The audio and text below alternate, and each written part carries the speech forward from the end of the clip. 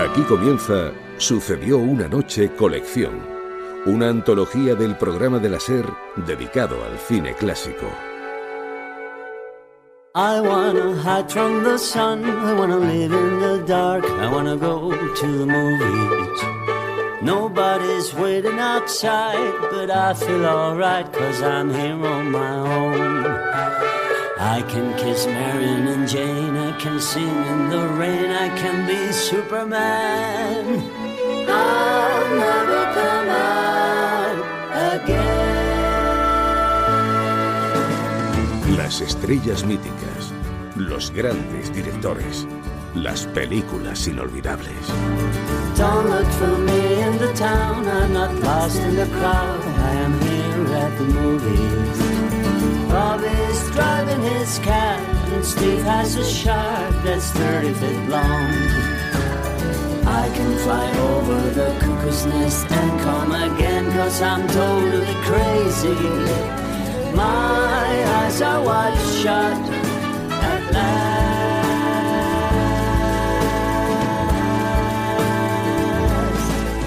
Dirige y presenta Antonio Martínez. Saludos a todos, bienvenidos a Sucedió una noche colección, un programa dedicado al cine clásico. En la sesión de hoy hablaremos de uno de los más grandes de la historia del cine, un actor y director de principios. Señor Chaplin, soy un gran admirador suyo.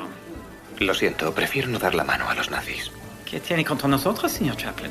¿Qué tienen ustedes contra todos los demás? Hablaremos también de un asesino muy particular, gallego, buhonero y hombre lobo. Eran 7 hermanos. Y a este que os digo que era el Benjamín, tocóle la mala fada de ser lobisome. Analizaremos uno de los géneros cinematográficos que más nos han hecho disfrutar, el cine de aventuras. ¿Cree que saldremos de esta, señor Arnold? Oh, sí, por supuesto que sí. Si mantenemos el vapor y la caldera no explota y ese remiendo resiste. Y no encallamos en esas rocas. Y recordaremos a un actor que nos dejó antes de tiempo por culpa de las drogas, Philip Seymour Hoffman. ¿Habrá sido la marihuana? No creo, porque la hemos traído de Nueva York. Es la de siempre. I wanna hide from the sun, I wanna live in the dark, and I'll never come back. El espectáculo está a punto de comenzar, pero no se alarmen ustedes, no les cobraremos la entrada.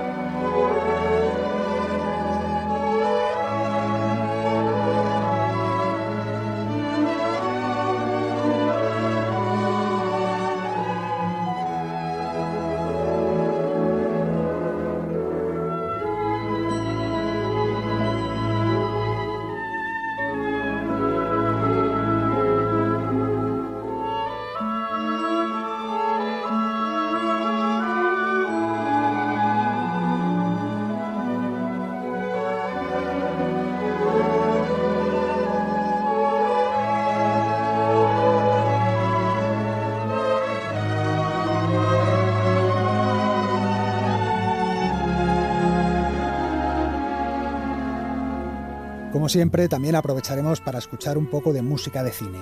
Hemos comenzado con esta melodía que Alex North compuso para la película El largo y cálido verano, dirigida por Martin Reed en 1958 y protagonizada por Paul Newman y Joan Woodward.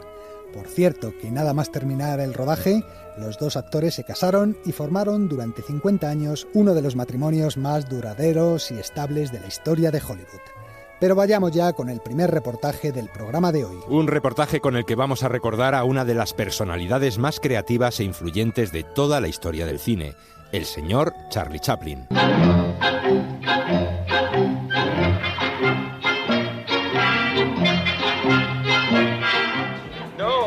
No he estado mal, pero yo no es lo que buscaba, Charles. Tienes que buscarte un personaje y sobre todo haz que se te quite esa cara de crío. Yo no pago $150 semanales a menores. Venga, así que ligero, búscate algo y si no, ya sabes, venga, billete de vuelta y para Londres. 5 de febrero de 1914. Charles Chaplin acaba de llegar a Los Ángeles contratado por el productor de películas cómicas Mack Sennett. Le había visto en Nueva York interpretando a un borracho en una revista teatral, pero como iba caracterizado en esa actuación, Sennett pensaba que era un actor de más edad. Pero Mac, dame un poco de tiempo para crear ese nuevo personaje. Tiempo. El tiempo es oro y cuanto menos gasto, más ahorro. Ese es mi lema, Charles. El lema que me ha hecho grande, el más grande productor de películas cómicas de la historia. 10 minutos, pásate por vestuario y si dentro de 10 minutos no tienes nada... Sí, ya lo sé, billete para Londres. Chaplin entra en los vestuarios del estudio. Se pone unos pantalones del gordo Fatty Arbuckle, un chaqué estrecho y raído y un bombín abollado que habían dejado tirado después de que Arbuckle sentara sus 130 kilos sobre él. Las botas de la talla 48 eran del gigantón Ford Sterling. Un bastón de caña para sostener la desequilibrada figura y un bigotito postizo para que no le volvieran a decir que tenía cara de niño. Cuando sale, Sennett le pide que describa al personaje. No es uno, es muchos. Es un tipo polifacético, un vagabundo y un caballero. Un soñador, pero con sentido práctico. Te puede hacer creer que es un profesor de física o un jugador de polo. Y aunque es un tipo orgulloso, no tiene inconveniente tampoco en recoger una colilla del suelo, robar un caramelo a un niño y si se le pone a tiro y está enrabietado, dar una patada en el culo a una dama. Aquel 5 de febrero de 1914 había nacido Charlotte.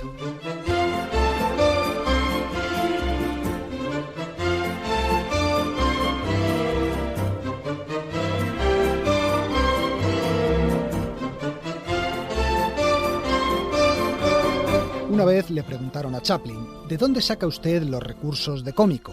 Observo a la gente, respondió. Ante los ojos de Chaplin habían pasado durante su infancia decenas de personajes pobres y callejeros, personajes que como él solo tenían el recurso del humor para escapar de unas vidas condenadas a la tristeza.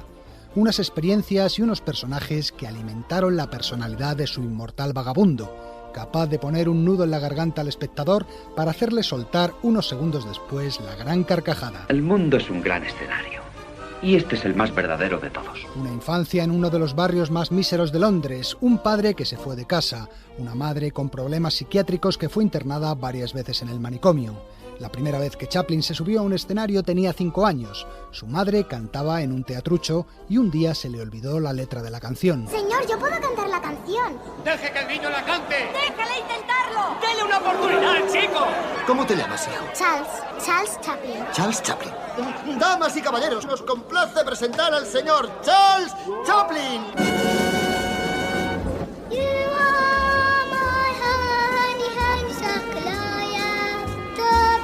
Fue así como el pequeño Charles logró sus primeros aplausos. Trabajó en los teatros de vodevil en Inglaterra y con 23 años llegó a Nueva York en una gira con un grupo de variedades, en el que por cierto también estaba Stan Laurel, el flaco. La llamada desde Los Ángeles de Mack Sennett cambió su vida y también el curso de la historia del cine. ¡Muy bien! ¡Empezamos! Con 25 años era ya uno de los hombres más famosos del mundo. Quiero llevar mi propia empresa. Quiero el control. Con 26 fundó su propia productora y de los cortos de Charlotte pasó a dirigir largometrajes también protagonizados por El Vagabundo, como El Chico, La Quimera del Oro o Luces de la Ciudad. Chico, me he reído como un loco. Es bueno, Charlotte. Con Charlotte, por primera vez un personaje del cine cómico era algo más que una caricatura. Era alguien creíble y humano y un feroz crítico de la injusticia. ¿Darle una patada en el trasero a un oficial de inmigración crees que es gracioso? Bueno, para los que tenemos sentido del humor, mucho. En tiempos modernos, por ejemplo, ofrecía una corrosiva visión del capitalismo.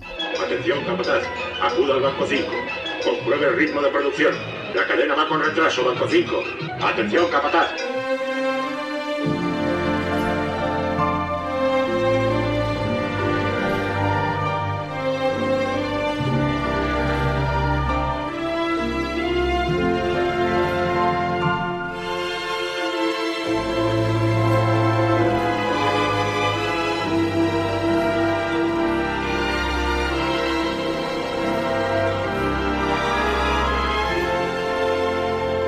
Chaplin no solo dirigía e interpretaba sus películas, también las escribía, componía su banda sonora, supervisaba la fotografía y las producía, lo que hizo de él uno de los pocos verdaderos autores que ha conocido el séptimo arte. Vivía por y para el cine. Voy a llevar a tus chicos en el barco. ¿Por qué no sales a tomar el aire? Mañana, cariño. Definitivamente mañana. Detrás del bigote de Charlotte, Chaplin escondía una personalidad contradictoria y atormentada. Las mujeres fueron uno de sus grandes problemas. Se casó 4 veces y tuvo infinidad de amantes. Su afición a las chicas jóvenes, casi niñas, le trajo más de un escándalo. Tengo 16 años. Bueno, eso ya se te pasará. La sociedad bien pensante americana quiso convertirlo en el símbolo de la inmoralidad. Le acusaron de corruptor, intentaron adjudicarle falsas paternidades. Las esposas y madres de todo el país les están observando. Observan para ver cómo le paran los pies a Chaplin. Dormirán bien la noche que le den a este bebé un apellido y le demuestren a este libertino que la ley le afecta a él tanto como a los vagos de los barrios bajos. Sus inquietudes sociales y políticas también le trajeron quebraderos de cabeza. El gran dictador, escena Y, 11A, toma 1. En El gran dictador denunciaba el fascismo. El odio de los hombres pasará y caerán los dictadores y el poder que le quitaron al pueblo se le reintegrará al pueblo y así mientras el hombre exista la libertad no perecerá. Y en Monsieur Verdoux convertía la historia de un asesino de mujeres ricas en una denuncia de la hipocresía social. Las guerras, los conflictos, todos son negocios. Por un asesinato se es un villano, por miles se es un héroe. Los números santifican, amigo mío. Sus ideas progresistas le hicieron blanco de las persecuciones del FBI. Y caerán los dictadores. Él no está blanco de Alemania, ¿sabe? Él está blanco de América. Eso es lo que... ¡Baje ese maldito trasto! No perecerá.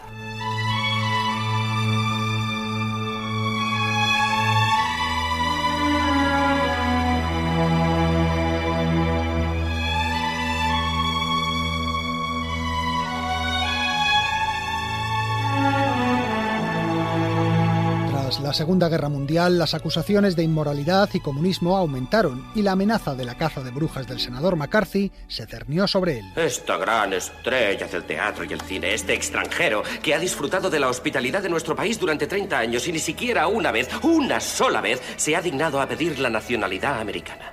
Esta es la clase de cosas que conducen al comunismo. Asustado, Chaplin aprovechó el estreno en Europa de Candilejas en 1952 para salir del país. Acabo de saberlo. Chaplin se ha ido a Londres de vacaciones. Chaplin se instaló en Suiza y ya no regresaría a los Estados Unidos hasta 20 años después, en 1972. En directo desde Los Ángeles, la 44 presentación anual de los premios de la Academia.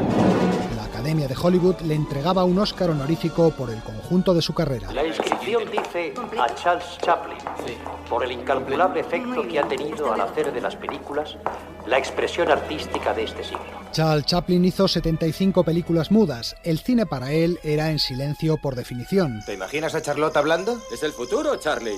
No, mientras yo viva. Cuando ya el sonoro estaba implantado, él se resistió varios años y siguió rodando películas mudas. ¿Quién diablos va a pagar para verte cuando todo el mundo se ha pasado al sonoro? ¿Quién? Yo te diré quién. Los japoneses por un lado y los rusos por otro, y todos los demás que no hablan nuestro idioma. Si su vagabundo Charlotte hablara, decía, habría muerto.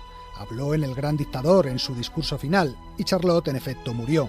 Después rodó Monsieur Verdoux y tras ella solo haría 3 películas más. La inmortal Candilejas. Yo también soy del oficio, me llamo Calvero. ¿Habrá oído hablar de mí? Usted no será el gran cómico. Lo fui.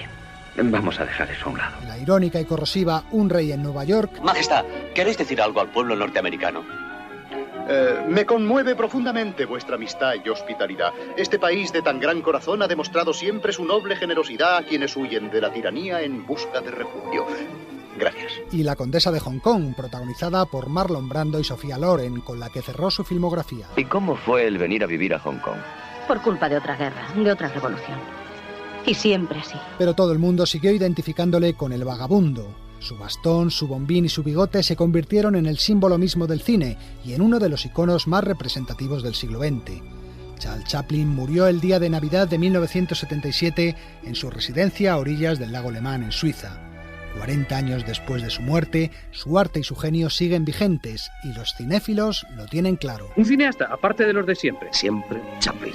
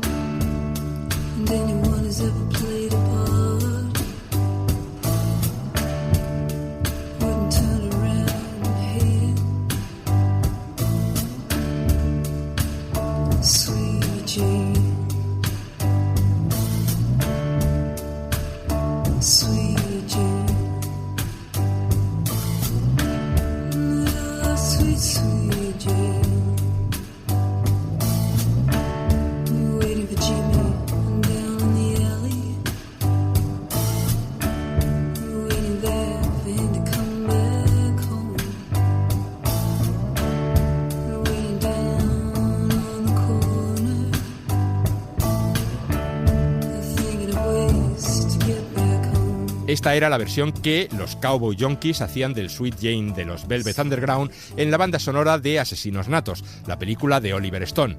Y de un asesino nato, precisamente, vamos a hablar a continuación. Una de las secciones que nos acompañó durante algunos meses fue Jack Bourbon presenta Asesinos, en la que nuestro detective cinematográfico nos presentaba las historias reales de criminales que han sido llevadas a las pantallas. De aquella serie, hoy vamos a recordar el caso de Manuel Blanco Romasanta, el primer psicópata criminal del que existen pruebas documentales en España.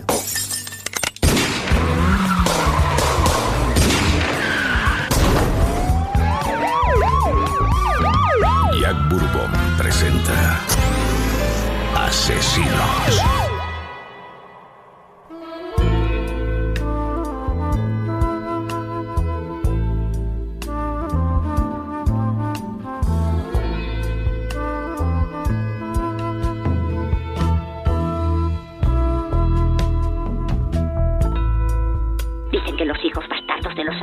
Se convierten en lobos cuando se hacen mayores.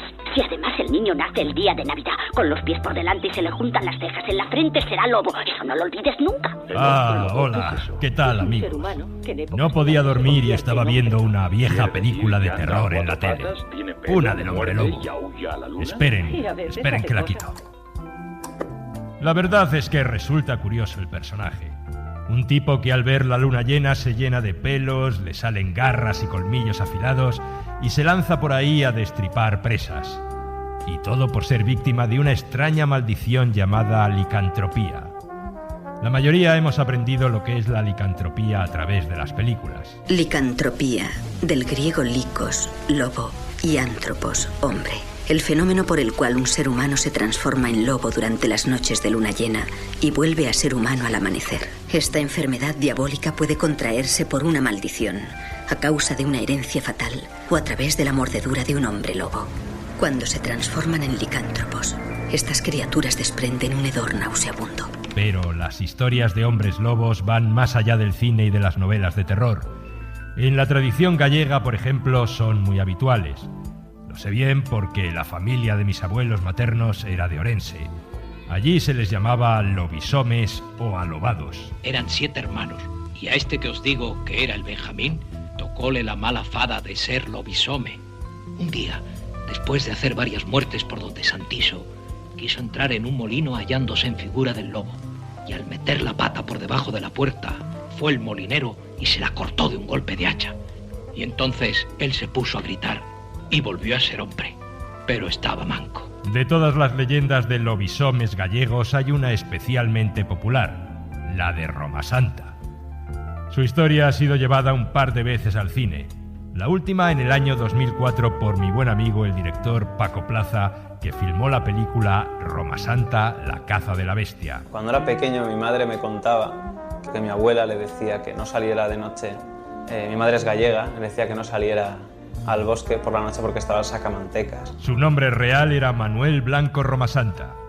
Vivió en la primera mitad del siglo XIX y lo de sacamantecas le venía de ciertos rumores que aseguraban que la grasa o unto que vendía por los pueblos procedía de los cadáveres de las personas que asesinaba. Les desollaba, les desprendía toda la grasa con un cuchillo y luego la vendía. Pero empecemos su historia por el principio. Atención pido, señores, para contar este caso. Aquí en Galicia ha ocurrido con el siglo comenzado. Benito Freire es su nombre, por las ferias buhonero. Guiaba a los caminantes desde un pueblo hasta otro pueblo. El sacamantecas nació en 1809 en la aldea orensana de Regueiro. Era de profesión sastre, pero su vida cambió radicalmente cuando se quedó viudo a los 24 años. Él aseguraría después que fue entonces cuando apareció la fada, la maldición que le transformaba en hombre lobo. Aquel día supe que era verdad. Su historia criminal comienza con una disputa personal. Un alguacil intenta embargarle la tienda por una deuda y este se venga. El alguacil desapareció hace ya un mes. Su familia está desesperada. Su cadáver aparecería días después. Roma Santa era el principal sospechoso y como tal, el juzgado de Ponferrada dictó una orden de búsqueda y captura contra él. Pero para entonces ya se había dado la fuga. Estampas bendecidas con la vera efigie de Santa Eufemia, abogada contra el maligno. Ropas de todas tallas. Cintas de cada color traídas desde la corte. Cambió de comarca y de oficio y se hizo buhonero, vendiendo mercancías de pueblo en pueblo. Benitiño, no te olvides de mi remedio cuando vayas donde Orsales a ver a la manciñeira. El buhonero no solo vendía mercadería, sino que solía hacer recados para los aldeanos y a menudo se ofrecía como guía para aquellos que querían emigrar a la ciudad. Les digo que no hay tierra como aquella. Caldo no se come, que es cosa de puercos. Pienso que cada cristiano de acá debiera pasarse allá. Su buen conocimiento de los caminos le convertía en el mejor acompañante. De los muchos pasajes que tengo hechos, algunos con criatura en brazos, nunca jamás recibí queja alguna. Roma Santa regresaba siempre de sus viajes con buenas noticias. ¿Cómo está Belina? Mismamente como una dama en casa del hermano del caballero donde quedó la trenca. Nada le falta. Benito inventaba historias de lo bien que les iba en las otras tierras a los viajeros que él había guiado. Buena suerte tuvo la trenca. Han de saber que aquellas tierras lindan con la mar y llegan las fragatas de Veracruz cargadas de plata y perlas finas, que es una bendición. Pero la verdad es que ninguno de ellos llegaba a su destino. No hagas ruido. Cuando estaban en medio del bosque, el sacamantecas atacaba a sus víctimas con feroces mordiscos que les desgarraban el cuello. Otras veces les degollaba con su cuchillo mientras dormían en torno a una hoguera. Después les sacaba la grasa, devoraba parte de su carne y pasaba varios días vagando por el bosque semidesnudo, comportándose como un animal. Durante la noche cometía toda clase de crímenes, amparándose en la oscuridad y cubierto con la piel de un lobo que había matado. Y con la amanecida se despojaba de la piel de lobo y volvía a sus ocupaciones de hombre. Fue así como acabó con la vida de 11 personas, todas ellas mujeres y niños, hasta que cometió un error. En uno de sus viajes a la capital, Roma Santa le regaló a una mujer una prenda de vestir que había pertenecido a una de las víctimas. ¿Recuerdas aquel condenado chal que me diste en Viduido? Me acuerdo. Pues lo vendí. Lo vendí ayer mismo a uno de Barnide que se encaprichó por él. De nada me sirvió decirle que era recuerdo tuyo. El aldeano dio la voz de alarma y los guardias encontraron en el bosque varios de los cadáveres. Los periódicos hablan solo de 4 víctimas. Son las que no hemos podido ocultar. No queremos que cunda el pánico. Y me temo que pueda haber más.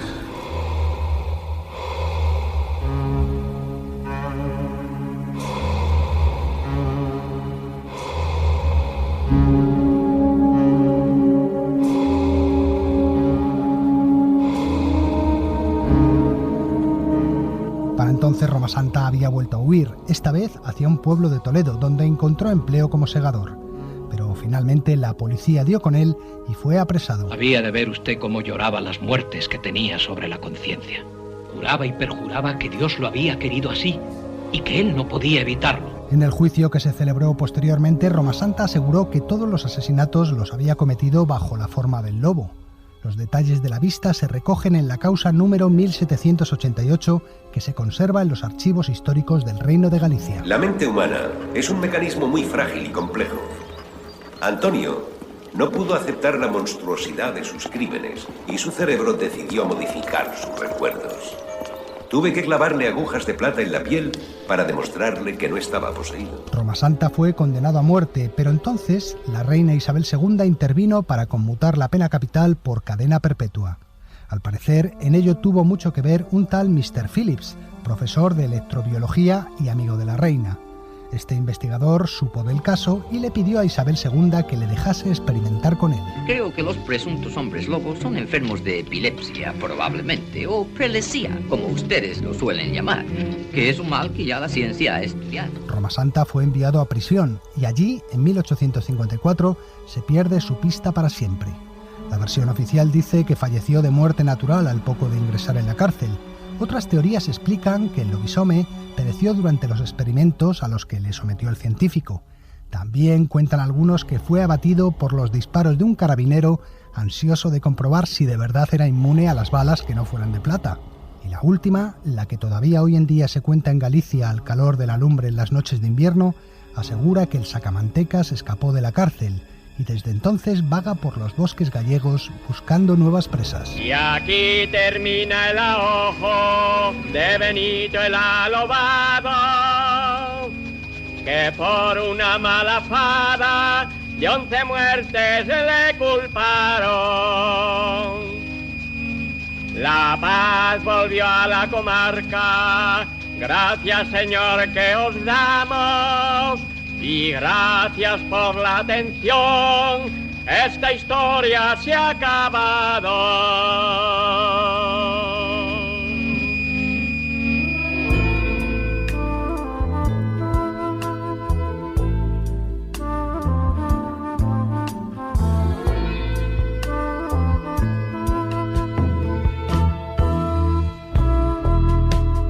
El caso del sacamantecas Roma Santa es excepcional. Es el primer psicópata criminal del que hay pruebas documentales en España y uno de los más despiadados asesinos de toda nuestra historia. Si añadimos el hecho de que confesase haber cometido sus crímenes bajo la maldición del lobisome, el suyo se convierte en un caso realmente único. Como decía mi amigo el director Paco Plaza. Creo que es el único caso en la historia de la jurisprudencia universal que se ha juzgado a alguien como causa del pueblo contra el hombre lobo. Basándose en las actas de ese juicio, el novelista Carlos Martínez Barbeito escribió en los años 40 del siglo XX su novela El bosque de Ancines, en la que tan solo cambió algunos personajes y el nombre del protagonista, que ya no era Roma Santa, sino Benito Freire. En este libro se inspiran tanto la película Roma Santa, la caza de la bestia, como un clásico muy conocido del cine español, El bosque del lobo, dirigida en 1970 por Pedro Lea, con un excepcional José Luis López Vázquez en el papel de Benito Freire, y a esa película correspondían varios de los diálogos que hemos escuchado en el reportaje. En fin, les dejo. Voy a salir a dar una vuelta a ver si así pillo el sueño. Además, esta noche hay una luna llena preciosa, grande y luminosa, como a mí me gusta.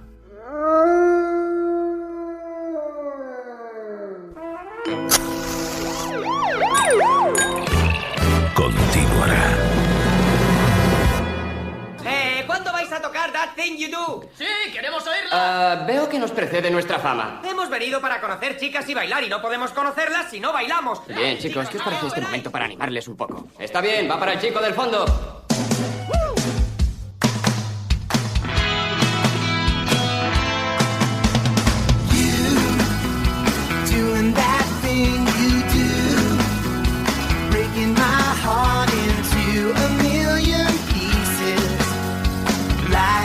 Always do, and you don't mean to be cruel. You never even knew about the heart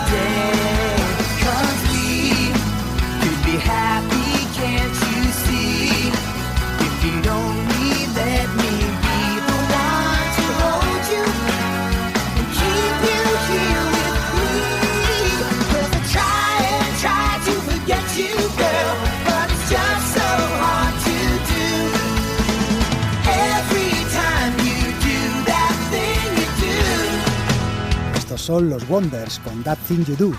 Los Wonders era el título de la primera película que dirigió el actor Tom Hanks en el año 1996 y en ella nos contaba las andanzas de un grupo imaginario de los años 60. Uno de esos One Hit Wonders, es decir, grupos de un solo éxito que tanto abundaron en aquella década. He oído vuestro disco, Guy, y me gusta. That Thing You Do tiene ritmo. Sí, mucho ritmo. Es un disco de éxito. Sabes, nos gustaría lanzarla.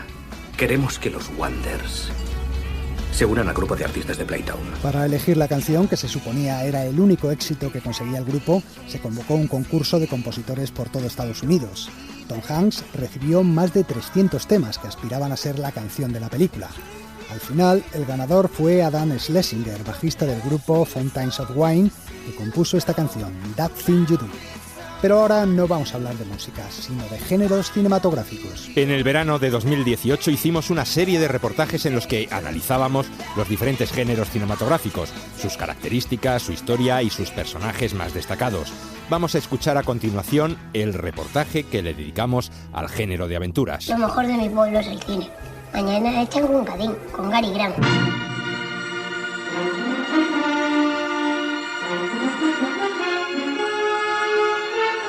Preparaos para desenvainar la espada. Esta es la estocada de Athos. Esta la de Aramis. Cruzar frondosas selvas. Bajaremos por el río. Los cocodrilos se van a dar un banquete. Inhóspitos desiertos. Desde aquí hasta el otro lado no hay más agua que la que llevamos. Surcar mares y océanos. ¡Rumbo a estribor!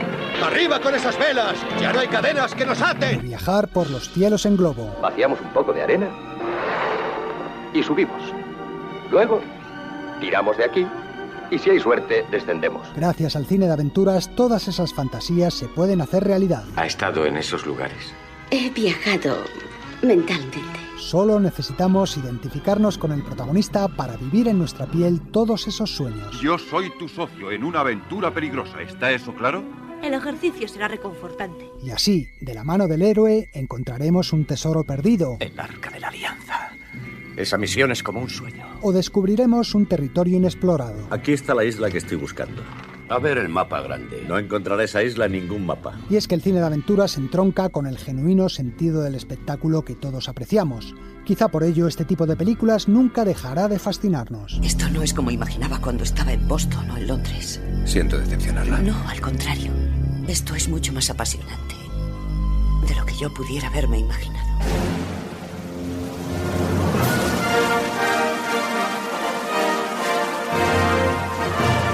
El género de aventuras no tiene unos límites claros. Se entremezcla con el western, el cine bélico, las películas épicas o el cine histórico. ¿A qué venís a este lugar y a esta hora? Venimos aquí a combatir por la ciudad de Calahorra. Posee una fuerte vinculación con la novela aventurera, los cuentos y las leyendas. Una vez existió un rey, hijo de otro rey de otros 100 reyes. Sus súbditos eran numerosos, su riqueza incalculable y su poder absoluto. Casi todas las obras de los grandes escritores de la literatura de aventuras han sido llevadas a las pantallas. ¿Puedo leer otra vez la última parte, señor Kipling? Y novela y cine comparten héroes y protagonistas. ¿Y quién fue el caballero patán que os venció? Dijo llamarse Wilfrido de Ivanhoe. Ivanhoe, Lord Jim, D'Artagnan y muchísimos otros. Llámeme Capitán Nemo. Y naciendo de la literatura, la aventura en la pantalla ha recorrido todas y cada una de las épocas del cine. Con que usted es el héroe. Cuéntenos sus impresiones. Desde las acrobacias de Douglas Fairbanks en el cine mudo a las andanzas de Errol Flynn por los bosques de Sherwood. Me llaman Robin Hood. He oído hablar de vos. Nada bueno, supongo. Desde las búsquedas de tesoros de Harrison Ford en los 80... Doctor Jones, el eminente arqueólogo. No lo parece, ¿verdad? A los viajes por la Tierra Media de unos extraños seres ya en el siglo XXI. Soy Aragorn, hijo de Arathorn. Él es Gimli, hijo de Gloin. Y él Legolas, del Reino de los Bosques. O la aparición de piratas de nuevo cuño. Y entonces apareció este muchacho, Jack Sparrow.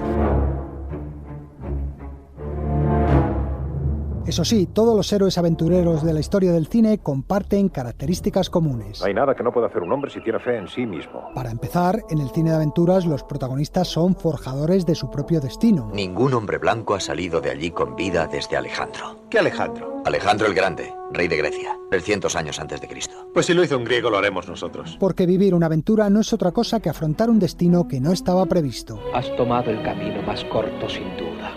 pero no hacia dónde ibas, sino hacia tu destino. Su misión será siempre una empresa de resultado incierto. ¿Quiere que acepten su teoría? Pues adelante, vaya desde Perú hasta la Polinesia, en una balsa de madera. Un peligro a menudo compartido. No puedo hacer esto solo. Cuenta con mi espada. Y cuenta con mi arco. Y con mi hacha. El héroe puede medirse con lo peligroso. Vamos a una región salvaje y muy peligrosa. Tendremos que abrirnos paso por la selva y escalar montañas altísimas. Los jaguares son tan grandes que pueden arrastrar a un burro entre sus fauces. Pero también con lo insólito, lo sobrenatural o lo extraordinario. Voy a mostrarles a la criatura más enorme y monstruosa que han visto en su vida. Señoras y caballeros, King Kong, la octava maravilla del mundo. Eso sí, lo hará con honestidad y exhibiendo sus valores caballerescos. Gracias, mi Cid. ¿Cómo sabes mi nombre? Solo hay un hombre en España que pueda humillar a un rey y dar de beber a un leproso en su propia bota. Porque el héroe aventurero no es una persona como las demás. Se trata de alguien realmente excepcional. ¿Ah, sí? Es desde luego un caballero con una gran presencia de ánimo. Es valiente. Jamás vimos a hombre alguno luchar con tal bravura. Estamos en deuda con vos. Seréis nuestro paladín. Pero cauto. Deprisa, aquí no hay nada que temer. Eso es lo que me preocupa. Un hombre de recursos. ¿A dónde va? A construir una casa. Tenemos una mansión en cada claro. Y bien preparado. ¿Así te conservas en forma luchando con esos animales antes del desayuno? No suele haber cocodrilos en aguas frías. Capaz de adaptarse a todas las situaciones. Tengo que hacerme con el camión. ¿Cómo? No lo sé. Improviso sobre la marcha. Irónico y mordaz. Os aconsejo refrenar vuestra atrevida lengua. Me pedís algo a lo que no estoy acostumbrado. Y con un gran sentido del humor. ¿Son pigmeos? No, son enanos.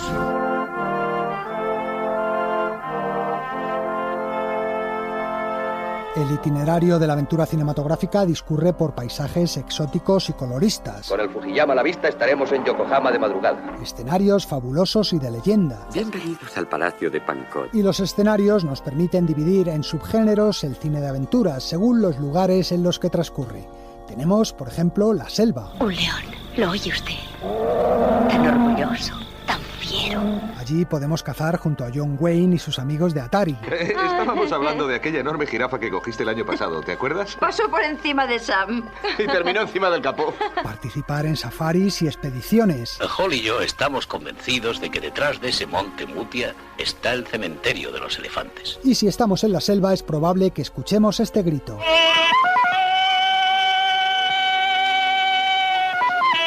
Y es que estamos en el territorio de uno de los personajes míticos del género. ¡Tarzán! ¡Cómo me alegro de verte! De la selva nos vamos al mar. Listos para largar velas. A la orden, señor.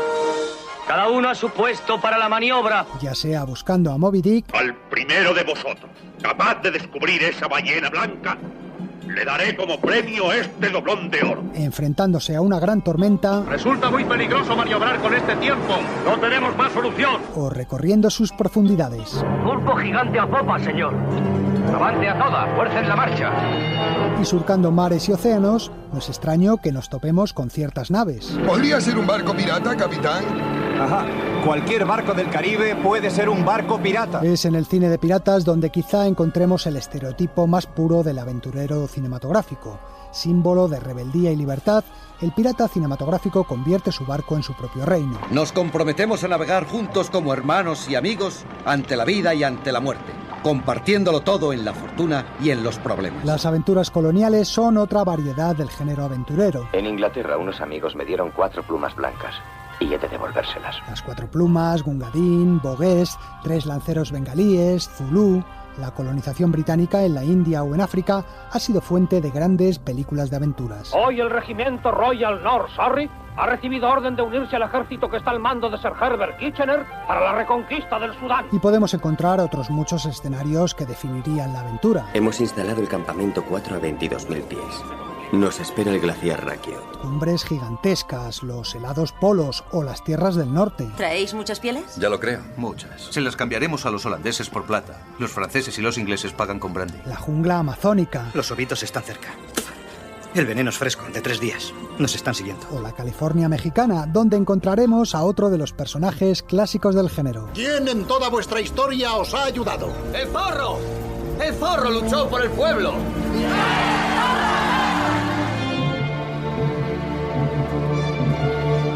Heroísmo y abnegación. Si hay que morir, si debemos morir, mejor que sea así. Amistad sin límites. Becky, Perdóname por causar tu muerte y no dejarte volver a casa, millonario. ¿Podrás perdonarme? Claro que sí. Somos amigos, Danny. Para bien o para mal.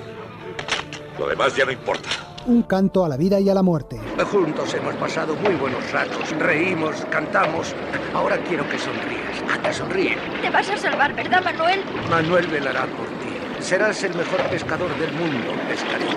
No, por favor, Manuel, no. Manuel, Manuel. Así son las películas de aventuras, el cine como catarsis, como alegría pura y liberación. Les voy a decir una cosa, los rápidos no son nada para lo que nos espera. Mejor dicho, yo ni siquiera los llamaría rápidos. Será fantástico. Un género que nos ha acompañado desde niños y que nunca nos abandonará, porque como decía John Silver el Largo en La Isla del Tesoro... Y juntos podremos ir a la isla a buscar el tesoro y surcaremos los 7 mares en busca de otros tesoros. Y cazaremos cabras y lucharemos contra los caníbales. Así será, muchacho. Seguro que así será. Por eso, gracias al cine de aventuras, desde pequeños lo tuvimos claro. ¿Y qué vas a hacer cuando seas mayor? ¿Yo? Quiero ser vikingo.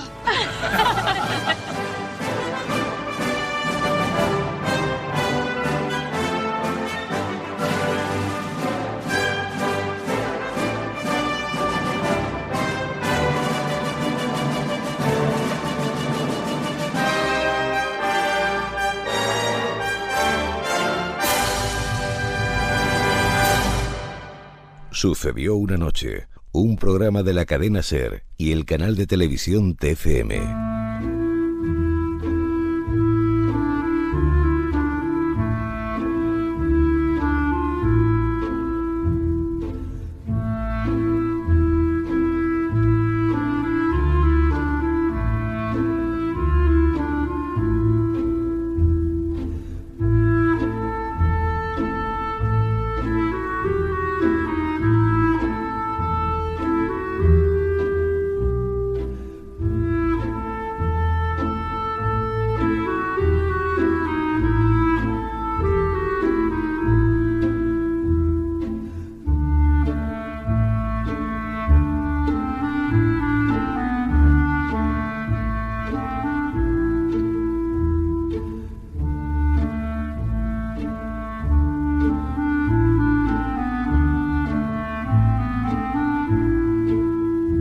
Esta música pertenece al Pianista, la película de Roman Polanski protagonizada por Adrian Brody y cuya banda sonora compuso el polaco Wojciech Kilar.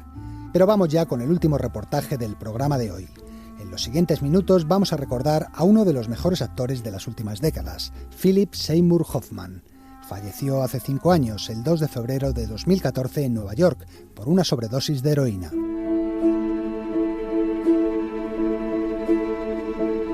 Era un secreto a voces. En el mundo del cine se sabía la adicción que tenía Philip Seymour Hoffman a la heroína. Pocos meses antes había estado ingresado 10 días en una clínica de desintoxicación. Tenía tan solo 46 años, pero físicamente parecía mucho mayor. Se le veía agotado, con unas grandes ojeras, como si ya estuviera cansado de vivir y buscara ayuda divina para seguir adelante. Puede que sea el Hijo de Dios que ha venido a salvarnos. A salvarme a mí. Philip Seymour Hoffman nació el 23 de julio de 1967 en la ciudad de Fairport, en el estado de Nueva York. Era hijo de un ejecutivo y de una abogada. A su madre, por cierto, le dedicó unas palabras cuando ganó el Oscar por Capote. Mi madre se llama Marilyn O'Connor y está aquí esta noche. Y quería felicitarla a ella porque sacó adelante a 4 hijos sola. Quería felicitarla por eso. Es cierto, sus padres se divorciaron cuando él tenía 9 años. Su madre fue quien le inculcó la pasión por el teatro, un amor que comenzó muy pronto porque Hoffman comenzó a actuar en el instituto. Con 17 años ya estaba estudiando durante el verano en la Escuela Estatal de Artes de Nueva York y luego en la universidad se graduó también en interpretación. Se dice que en esa etapa universitaria comenzaron sus devaneos con las drogas. ¿Habrá sido la marihuana? No creo, porque la hemos traído de Nueva York. Es la de siempre. También adquirió otro vicio que le acompañó toda su vida. ¿Un cigarrillo? Es cierto, lo has dejado. Él nunca dejó de fumar y quizá por eso su voz se fue haciendo cada vez más grave y profunda. Su físico, además, le ayudaba a que pudiera interpretar personajes de más edad.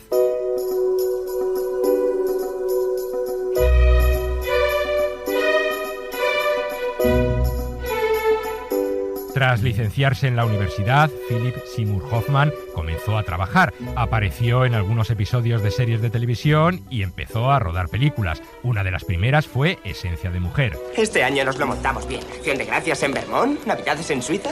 Las navidades en Gestad van a salir caras. Stad, la G es muda. Stad. George.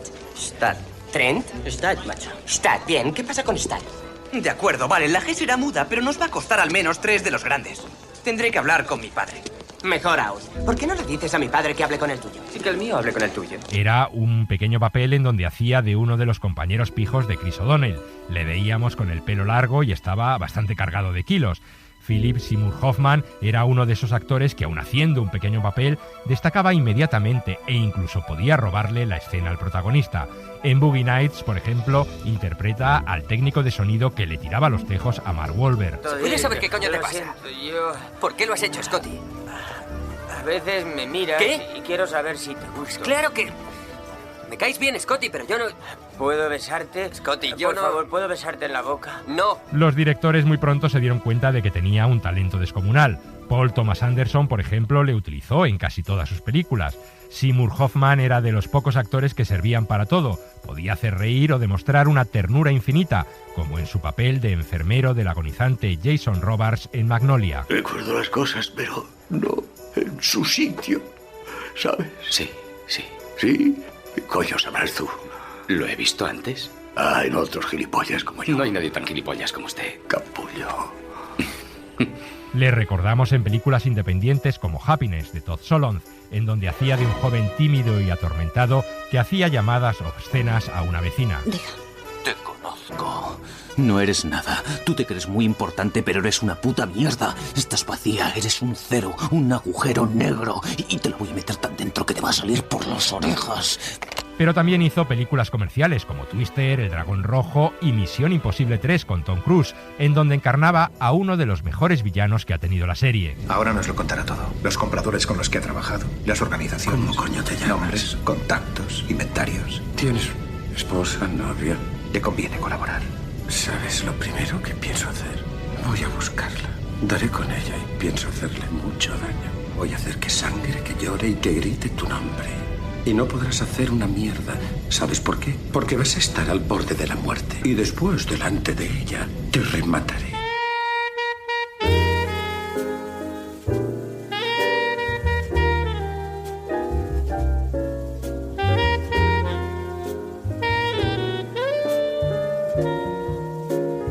Su consagración llegó en 2006. Su papel de Truman Capote le valió un Oscar, un Globo de Oro, un BAFTA y 22 premios más. Según muchos críticos, se trataba de una de las mejores interpretaciones de todos los tiempos. Do you think I took this job to spite you? I was writing the script as they were filming. All that time in Italy and Allí imitaba perfectamente el tono de voz y los gestos de Truman Capote, cuando su voz normal era muchísimo más grave. Bennett Miller, el director del film, era uno de sus grandes amigos. Con él había fundado una compañía teatral en Nueva York y volvería a trabajar a sus órdenes en Moneyball, haciendo de entrenador de un equipo de béisbol cuyo manager es Brad Pitt. No puedo dirigir este equipo con un contrato de 1 año. Sí que puedes. No, no puedo. Tengo que crear un equipo. Después miraré tu contrato con detenimiento.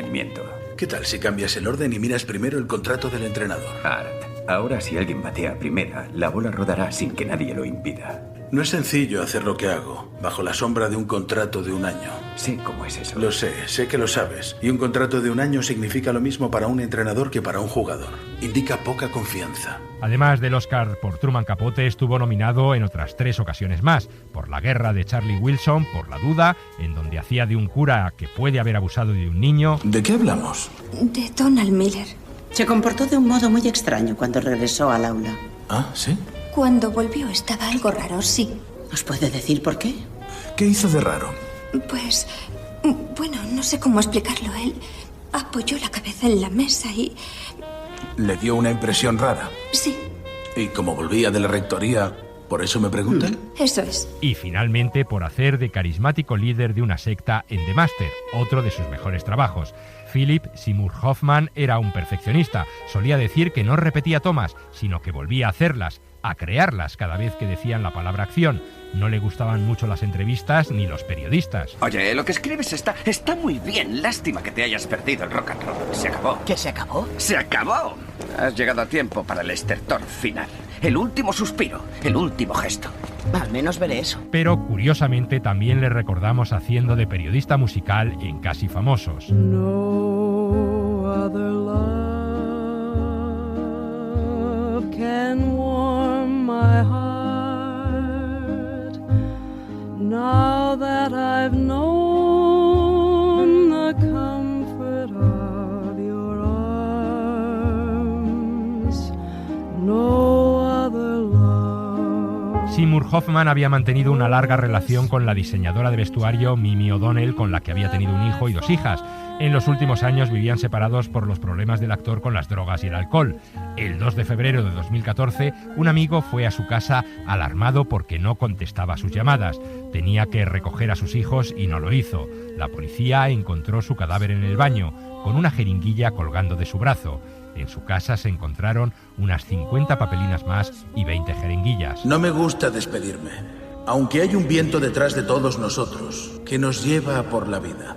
No lo vemos nunca, no podemos someterlo, ni conocemos su propósito. Yo me habría quedado más con vosotros, pero ese viento me lleva de aquí. Pocos días después se celebró en Nueva York un funeral en su recuerdo al que asistieron compañeros suyos como Cate Blanchett, Joaquin Phoenix y Amy Adams, entre otros. Echaré de menos esto, y a vosotros.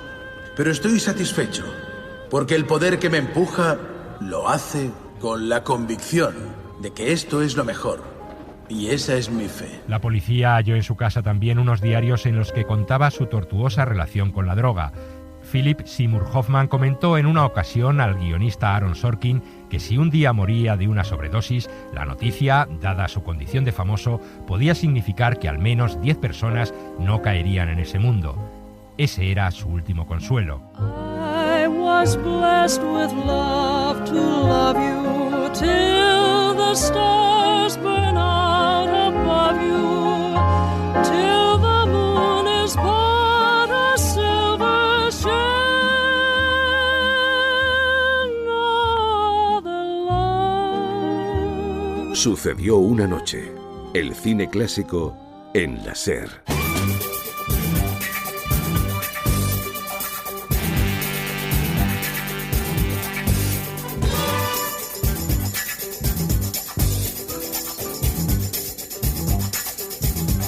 Casi la hora de marcharnos, pero aún vamos a pinchar un último tema musical de cine. Esto que suena ya es un clásico de la banda sonora de comienzos de los años 70. Es Isaac Hayes con el tema de Saf, de la película Las Noches Rojas de Harlem, probablemente el título más importante de aquello que se llamó Blaxploitation, un subgénero cinematográfico protagonizado por actores de color y destinado también a un público mayoritariamente afroamericano, que triunfó comercialmente en Estados Unidos en aquella década. Con este tema de Saf, Isaac Hayes ganó el Oscar a la mejor canción en 1971. Y nada más por hoy. Nos volvemos a encontrar mañana aquí y a la misma hora con más reportajes de Sucedió una noche colección. ¡Chao! Who's the black private dick that's a sex machine to all the chicks? You're damn right.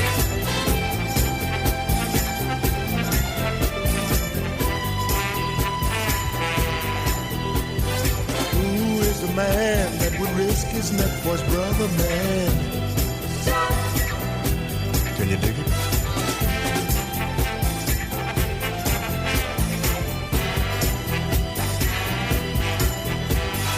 Who's the cat that won't cop out when there's danger all about? Right on.